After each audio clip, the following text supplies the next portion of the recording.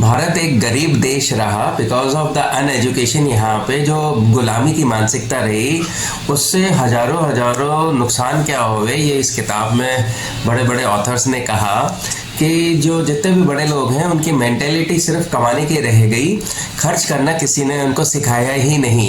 यहाँ तक कि लोग बाग रेस्टोरेंट्स में भी नहीं जाते। इंडियन इकोनॉमी ग्रो भी इसीलिए नहीं हो पाई कि हमें खर्च करना, हमें कहाँ पे हमारे पैसे को एंजॉय करना है वो भी नहीं सिखाया गया।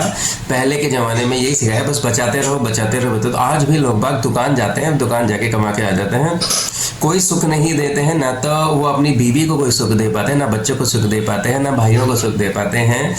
70 साल की उनकी वाइफ भी होती है, वो कहती है कि अब मेरे जीवन का पता नहीं क्या समय है, मेरे को डॉक्टर ने कहा है मेरे को धूप खाना है, मेरे को छत पे जाना है, क्या मेरे घर में लिफ्ट लग सकती है क्या?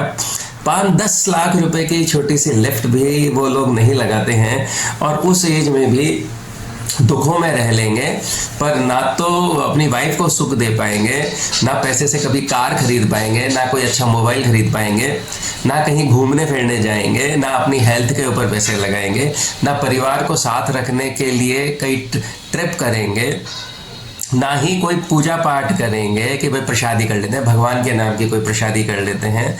क्योंकि पैसे खर्च करना, जो गोंद लगी हुई है, जो कंजूसी है, वो उसके ग्रहित होके सिर्फ सुबह दोपहर शाम जब रिटायरमेंट की एज हो जाती है, जब भगवान को निमित्त जो हमारे शास्त्रविद जीवन जी का जीवन लिखा हुआ है कि जो 25 के बाद आप संपूर्ण सिर्फ भगवान को, वो सब कुछ भूल के सिर्फ पैसा पैसा धन जोड़ने के लिए, और उस धन को 1 रुपये भी भोगना नहीं। मान लीजिए आपके पास 100 रुपये इकट्ठे हो गए हैं, लेकिन 1 पैसा भी खर्च नहीं होना चाहिए, सिर्फ जुड़ता जाए जुड़ता जाए जुड़ता जाए। चाहे बीवी बेचारी एंड में एक्सपायरी हो जाए, चाहे बच्चे भी एक्सपायर हो जाए, चाहे किसी की डेथ हो जाए, लेकिन हमें खर्च नहीं करना। इस मेंटेलिटी की वजह से ही इंडिया ग्रो नहीं कर पाई है।